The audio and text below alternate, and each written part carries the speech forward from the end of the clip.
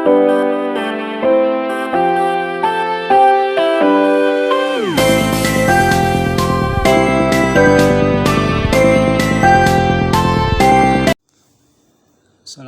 warahmatullahi wabarakatuh. Pemirsa sekalian, saya ingin menjelaskan, kita sharing mengenai karakter kuat seorang pemimpin. Yang pertama yaitu karismatik. Mengapa Bung Karno hingga kini menjadi ikon pemimpin jempolan? Salah satu jawabannya adalah karena beliau merupakan pemimpin yang karismatik. Seorang pemimpin yang karismatik akan disegani lawan maupun kawannya. Karismatik bukanlah sikap yang dibuat-buat, tetapi lebih cenderung pada pancaran alami yang muncul dari dalam diri.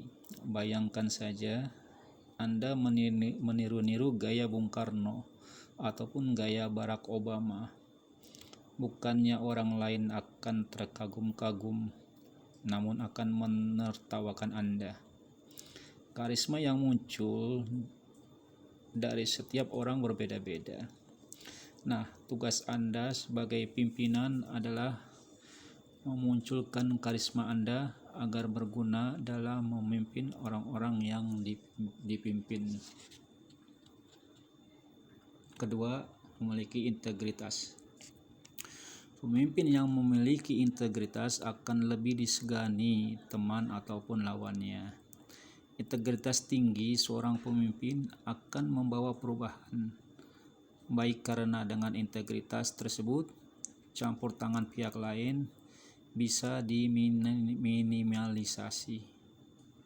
Bisa dibayangkan jika terlalu banyak campur tangan dari pihak luar, maka keberlangsungan tujuan atau target akan terganggu. Semakin banyak yang campur tangan, maka semakin banyak pula keinginan dan banyak pihak yang berbenturan. Jika terjadi benturan-benturan, yang rugi bukan hanya orang lain, tetapi juga Anda selaku pemimpin. Integritas berguna untuk menjaga agar pemimpin tetap pada jalurnya, sehingga apa yang ditargetkan dengan mudah terpenuhi. Yang ketiga, kekuasaan adalah hal penting dalam kepemimpinan. Dengan kekuasaan, Anda tahu batas-batas dalam memimpin. Misalkan seorang asisten manajer tentu memiliki cakupan lebih sempit dibandingkan dengan manajer utama, dan fasilitas pun tentu berbeda. Namun demikian, asisten manajer memiliki kekuasaan untuk mengatur orang-orang di bawahnya. Hal yang perlu diingat bahwa kekuasaan bukanlah inti dari kepemimpinan. Sebab jika kekuasaan digunakan secara sewenang-wenang, tentu akan membuat orang yang dipimpin akan lengah dan cenderung akan memberontak. Jika sudah memberontak, tentu akan terjadi konflik yang bisa mengakibatkan keretakan, sehingga akan menghancurkan tujuan yang hendak dicapai. Jadi, gunakanlah kekuasaan sesuai porsinya, dan jangan menjadikan kekuasaan sebagai satu-satunya cara untuk memimpin. Selanjutnya, komitmen tinggi. Komitmen bisa diibaratkan seperti ikatan. Jika memiliki komitmen, berarti Anda memiliki keterikatan. Orang yang sudah merasa terikat, komitmen tertentu akan sulit untuk pindah pada komitmen lain. Hal ini bisa diibaratkan seperti Anda ketika berjanji untuk setia pada pasangan, tentu saja Anda akan selalu setia dimanapun. Nah, itulah yang dinamakan komitmen. Jika Anda memiliki komitmen tinggi pada tujuan, tentu saja Anda akan lebih fokus untuk mewujudkan tujuan tersebut. Jika seorang pemimpin memiliki komitmen tinggi, maka akan sangat efektif karena bisa menjadi contoh bagi anak buah atau bawahannya.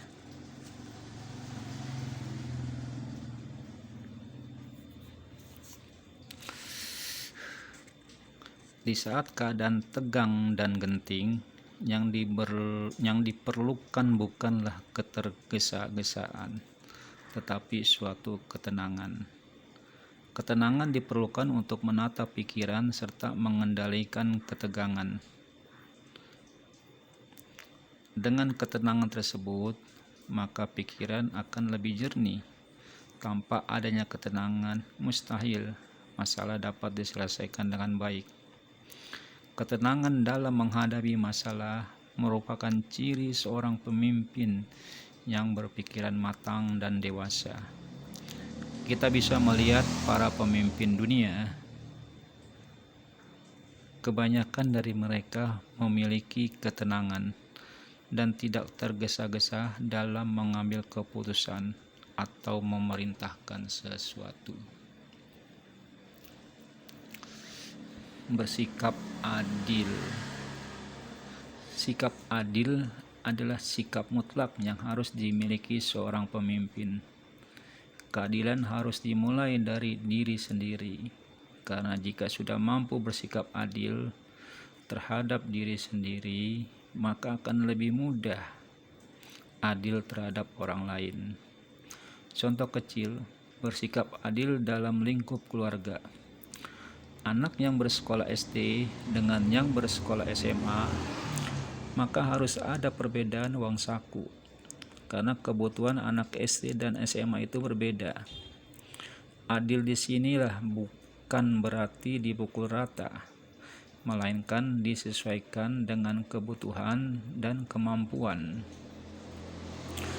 Dalam menangani masalah terhadap bawahan juga harus adil. Jangan mentolerir kesalahan secara berlebihan, sebab bisa membentuk semacam kebiasaan. Pemimpin yang beretika. Etika adalah hal penting dalam hubungannya dengan orang lain. Pemimpin yang beretika akan mampu menyesuaikan diri dimanapun dan kapanpun ia berada. Dengan etika yang baik, maka akan mampu membawa diri ketika berhadapan dengan situasi apapun. Etika seorang pemimpin akan mencerminkan bagaimana kemampuan seorang pemimpin dan bagaimana dalam memimpin. Jika memiliki etika baik, tentu kawan dan lawan akan segan dengan Anda. Jangan sekali-sekali menganggap enteng dalam hal etika. Penuh tanggung jawab. Semua keputusan dan tindakan yang diambil selalu membawa pada banyak kemungkinan. Di samping itu, juga memiliki konsekuensi tertentu yang bisa berakibat baik dan buruk. Adanya konsekuensi tertentu, maka diperlukan adanya tanggung jawab dari apa yang dilakukan. Seorang pemimpin pun harus memiliki rasa tanggung jawab terhadap apa yang dilakukan dirinya maupun yang dipimpinnya. Pemimpin yang baik tidak boleh melempar tanggung jawab apabila terjadi kesalahan yang dilakukan dirinya ataupun yang dipimpinnya. Yang membedakan pemimpin dan yang dipimpin adalah tanggung jawabnya. Jika merasa tanggung jawab pemimpin dan yang dipimpin itu sama, maka itu bukanlah pemimpin yang baik. Contoh kecilnya di dalam perusahaan, antara direktur dengan office boy tentu berbeda. Jadi tanggung jawab itu harus sesuai porsinya, supaya tetap dalam jalur yang benar. Seorang pemimpin punya kepercayaan diri tinggi. Percaya diri adalah hal penting dalam setiap melakukan tindakan. Tanpa adanya rasa percaya diri, maka semua tindakan akan menjadi ragu-ragu. Keraguan tersebut mengakibatkan setiap tindakan seakan berjalan setengah-setengah. karena adanya kekhawatiran. Pemimpin yang memiliki kepercayaan diri tinggi bisa diibaratkan sudah melangkah setengah. Jadi sudah melangkah setengah jalan sebelum tujuan tercapai. Kepercayaan diri juga dapat menimbulkan rasa optimis dan berani. Jadi saatnya melangkah dengan penuh percaya diri dan yakin bahwa Anda itu bisa. Seorang pemimpin haruslah memiliki rasa percaya diri yang tinggi. Bagaimana bisa percaya dengan orang lain jika tidak percaya pada diri sendiri? Makanya sikap percaya diri mutlak ada di dalam jiwa seorang pemimpin. Percaya diri adalah salah satu modal dalam melakukan tindakan sebagai pemimpin. Contohnya, ketika harus mengambil keputusan, mengatur tim, dan lainnya, kebanyakan pemimpin andal di dunia ini pasti memiliki rasa percaya diri yang tinggi. Rasa percaya diri seorang pemimpin akan menular pada yang dipimpinnya. Jadi tunjukkanlah rasa percaya diri Anda, tanamkan rasa pada tim bahwa Anda dan tim Anda bisa melakukannya. Percaya diri adalah modal awal dalam memulai apa yang akan dituju. Tidak takut perubahan. Perubahan bagi seorang pemimpin bukanlah untuk ditakuti, tetapi untuk dikelola dengan baik. Perubahan adalah dinamika yang tidak bisa dihindarkan dalam sendi kehidupan. Jika ingin mencapai tujuan, tentu harus mau tidak mau untuk lebih adaptif terhadap setiap perubahan. Namun demikian, tidak selamanya harus adaptif begitu saja, tetapi harus ada nilai-nilai pokok yang patut dipertahankan. Adanya perubahan juga menuntut seorang pemimpin mau untuk dikoreksi dan belajar sesuatu yang baru. Bukankah manusia adalah makhluk dinamis yang mampu menerima hal baru asalkan sesuai dengan nilai-nilai yang berlaku di masyarakat? Adanya perubahan merupakan sebuah tantangan yang mengasihkan jika mampu menikmatinya. Seorang pemimpin harus berani berkorban. Sifat sesungguhnya dari sebuah kepemimpinan adalah pengorbanan. Semakin tinggi kepemimpinan, maka akan semakin tinggi pula pengorbanannya.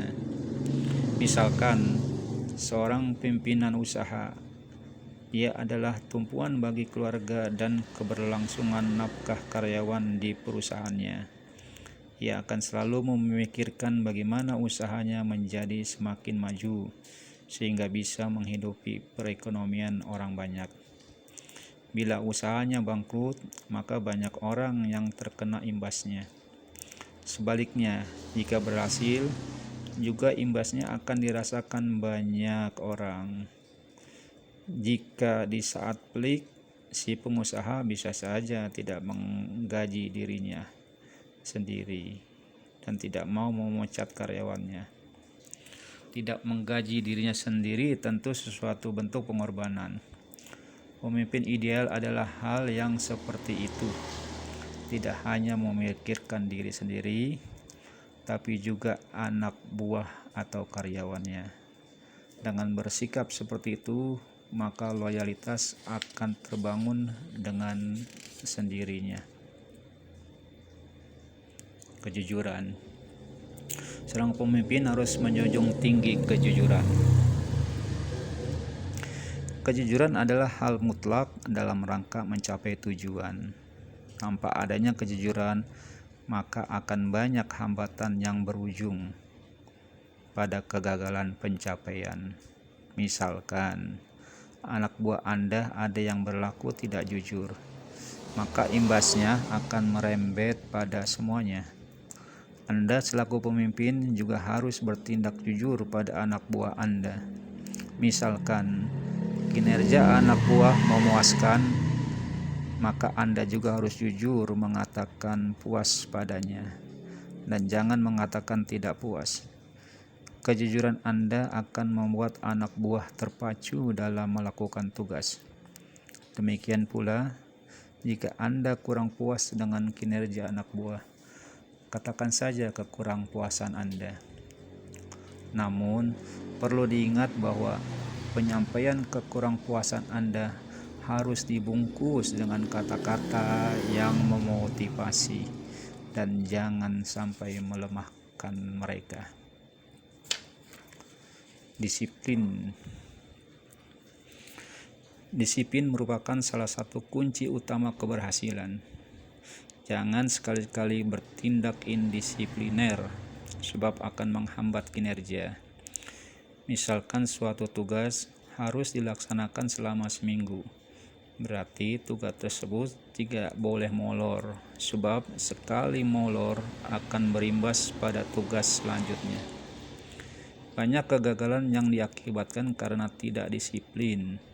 Disiplin harus dimulai dari awal pengonsepan hingga pelaksanaannya, sehingga dalam menjalankan tugas akan terarah dan tidak mengalami hambatan. Disiplin harus dimulai dari Anda sebagai seorang pemimpin hingga pada pelaksana di lapangan. Jika salah satu bagian tidak disiplin, maka akan menghambat bagian yang lain.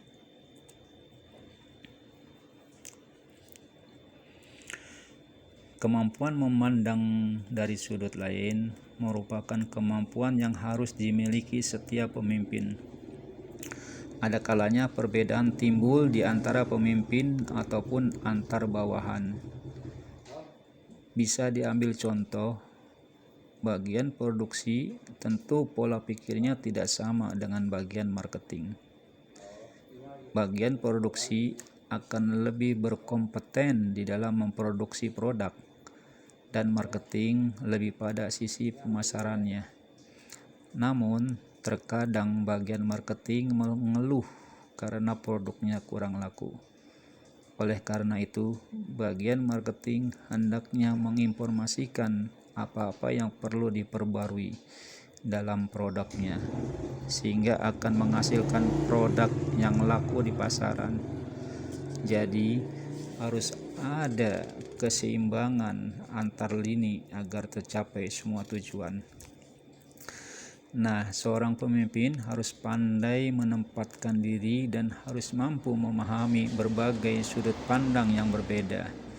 Jika mampu memahami sudut pandang yang berbeda dengan baik, maka tujuan akan mudah tercapai. Wibawa seorang pemimpin. Berwibawa adalah salah satu syarat seorang pemimpin. Seorang pemimpin yang berwibawa akan membuat orang segan padanya.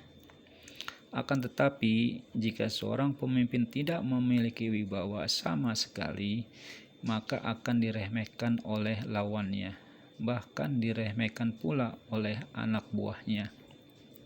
Dengan wibawa pula, seorang pemimpin akan dengan mudah mempengaruhi anak buah. Namun, yang perlu diingat adalah wibawa tersebut harus diletakkan pada tempatnya. Jangan sampai terbawa pada tempat lain secara berlebihan, karena akan membuat orang lain merasa tidak nyaman. Karena wibawa yang digunakan secara berlebihan cenderung mengarah pada sikap angkuh seorang pemimpin.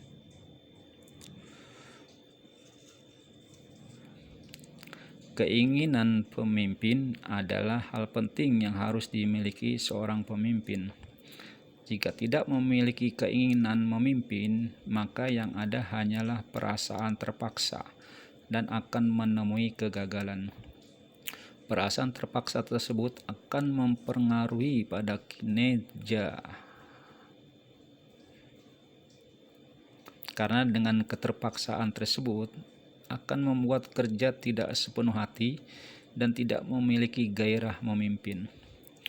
Pemimpin yang baik akan menganggap sebuah kepercayaan sebagai tanggung jawab dan bukannya keterpaksaan. Dengan rasa tanggung jawab tersebut, maka semangat memimpin akan berlipat. Sebaliknya, jika diliput rasa keterpaksaan, maka memimpin adalah suatu beban berat yang semakin bertumpuk kepadanya. Sikap proaktif bisa diartikan sebagai sikap menahan diri terhadap situasi, namun dengan toleransi tertentu. Misalnya, yang bernama Anto karena terburu-buru berangkat kerja, ia berlari kemudian menabrak Armin dan Nungku. Karena masa tertabak, Armin dan Nungku berujar sesuatu. Amin berujar, "Matanya melihat kemana sih?" Nungki juga berujar, "Hati-hati mas kalau berlari." Dari dua ucapan Armin dan Nungki, bisa dikategorikan bahwa ucapan dari Nungki bisa dikategorikan sebagai proaktif, sedangkan ucapan Armin dikategorikan sebagai reaktif. Seorang pemimpin juga harus memiliki sikap proaktif, karena dengan proaktif maka akan dicintai bawahannya.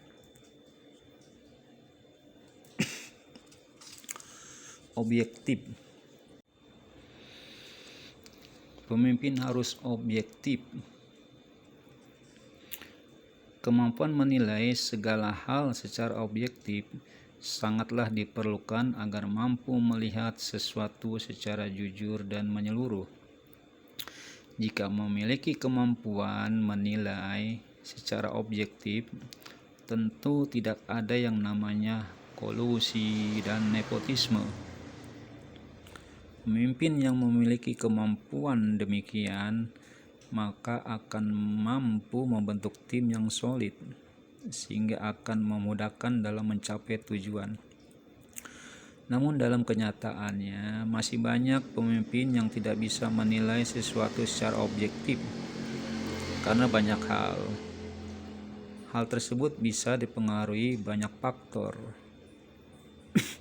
seperti hubungan keluarga, suka atau tidak suka terhadap seseorang, dendam pribadi, tekanan dari pihak lain, dan lain sebagainya.